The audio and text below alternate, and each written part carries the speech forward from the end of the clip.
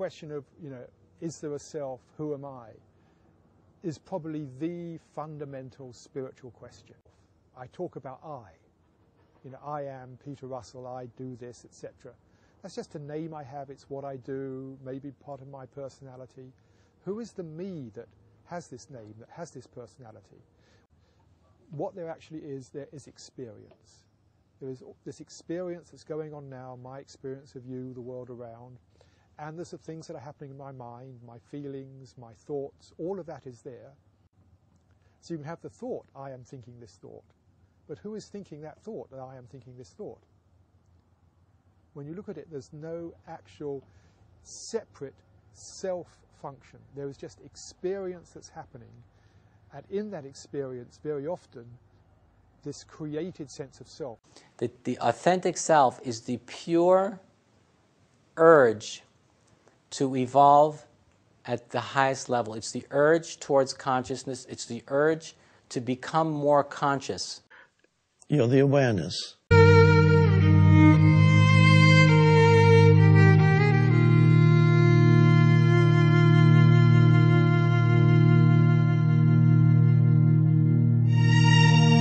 What is the self? The self, consciousness, our very subjectivity, is that one thing in our life that has never changed.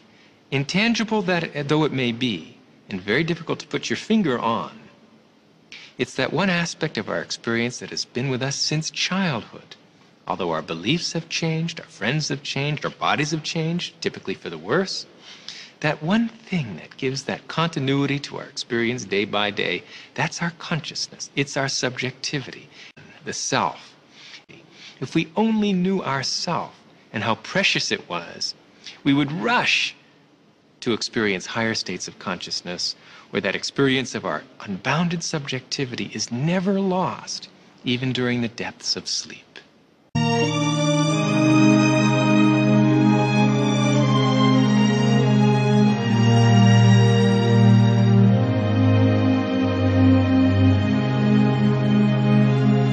Ego apart from the thoughts. The thoughts, identification with thoughts is ego. And so you identify with thinking, and the identification with thinking becomes ego, which means simply that you believe in every thought that arises, and you derive your sense of who you are from what your mind is telling you of who you are. Opinions, viewpoints of that's me. That's some people talk to themselves and say, you are so good. Why doesn't the world recognize you? Or the mind says, you're no good. Again, and then you believe in it. And then you suddenly have a low view of yourself. Why you have a low view? Because you believed in your thoughts.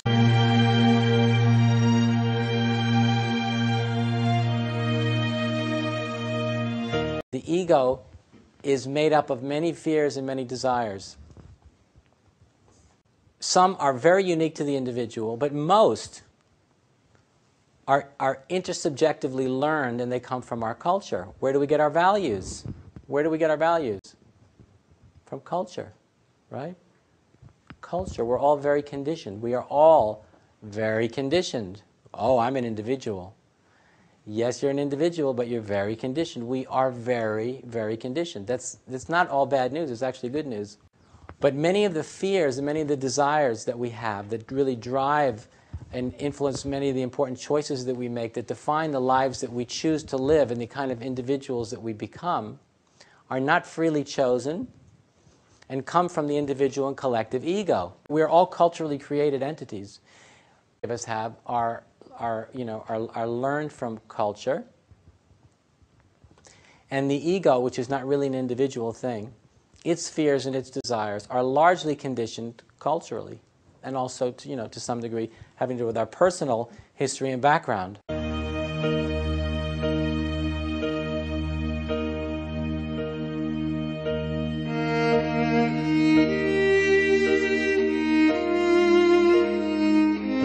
And why are you thinking those thoughts? Probably you picked them up somewhere, maybe in childhood.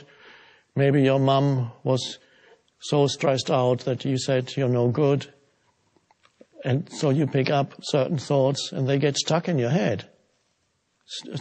Thoughts that you hear in childhood, they're little energy forms, like entities, and they get stuck in your head and don't refuse to go. They go.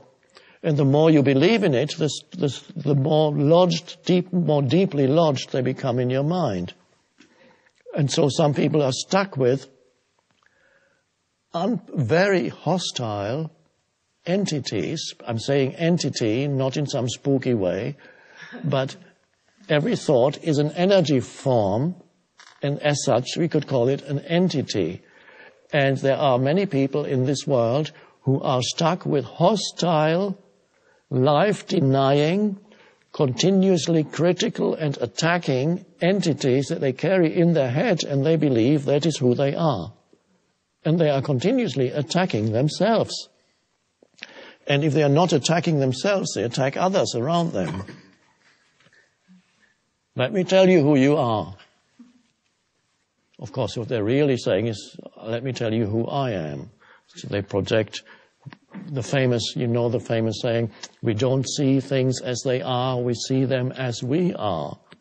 Which means you look at reality through the screen of your thinking and your judgment, which is conditioned by the past. A dreadful prison to live in. It's like blinkers, worse than blinkers. It's like looking at reality through heavy veils. Ooh, looks so dark here. Is that a human being or? So the identification with thinking, believing in your thoughts, having no space outside of the movement of thought. Again, here we come to the vital thing, lack of space inside. That is the unconscious condition, spiritually, completely unconscious. And then you are burdened with a heavy ego. You are the ego, which is not an entity apart from thought. It is thoughts that you have identified with. And the first moment of freedom comes when you realize that certain thoughts have been going through your head for years, perhaps. And that they are only thoughts. And that you are not the thought. You're the awareness. And not only that, that thought or any thought of that kind actually attracts bad things, negative things. Or if you believe people are basically bad, and that's a deep-seated belief, and you don't realize it's only a thought in your head or a belief, not only would you single out where you observe unethical or bad behavior in others, you would, there it is. Not only that, you actually are much more likely to encounter people who manifest that kind of behavior because you attract it.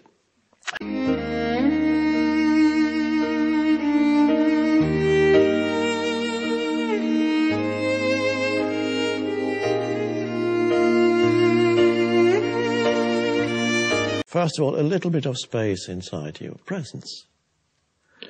And then from there you realize certain thoughts as repetitive and just a thought.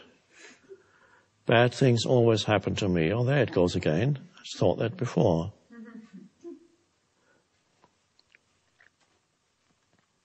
So that's to become free of ego means becoming free of thought, identification with thought. That's the end of the ego. It may reassert itself from time to time, but at least that's the awakening.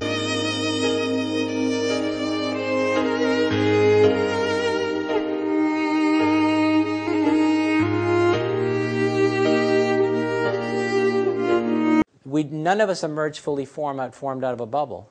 None of us did. You know, I mean, if you take a small human being and you put them in a closet or put them out in the woods, they're not going to develop beyond a very low level, right? We need culture to develop. right? So evolution at the level of consciousness happens through intersubjective friction. That's how the self evolves. The self does not evolve in isolation, right? It evolves through culture, through intersubjective engagement. So the values that many of us have are learned from culture.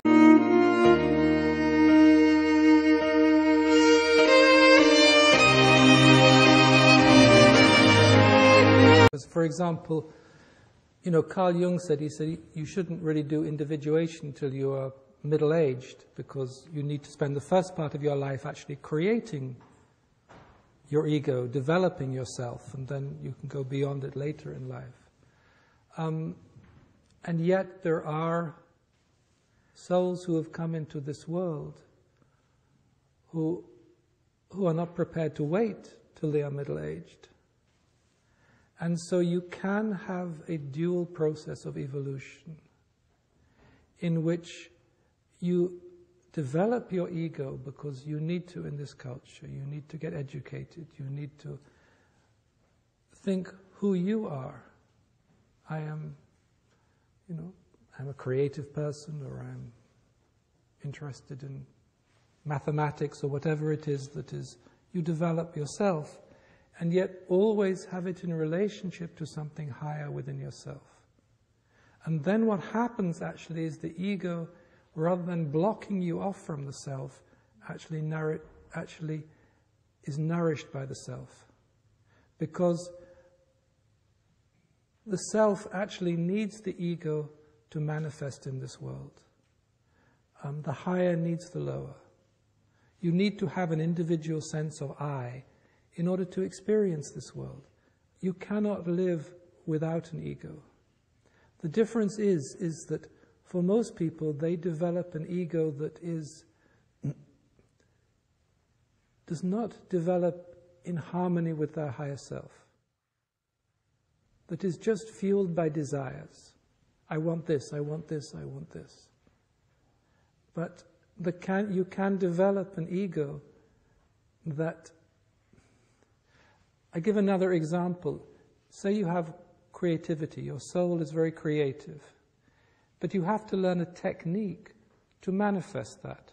So, for example, if you're an artist, you learn how to draw, you have to learn how to paint. You learn those techniques so the higher self can manifest itself through you. And they're very particular techniques, and there used to be in the Renaissance special schools that you went to master those arts, and then people were actually taught how to paint in relationship to the higher self. And those, of course, will be the schools of the future, because we're going to go back to an era where this world is not separate from the divine. And people of your generation are, in a way, the pioneers of a new consciousness in which the ego self doesn't have to be cut off from the higher self, where they can nourish each other. For example, when I grew up, nobody knew what spiritual was. It didn't exist. Meat and 2 veg and going to school, that was it.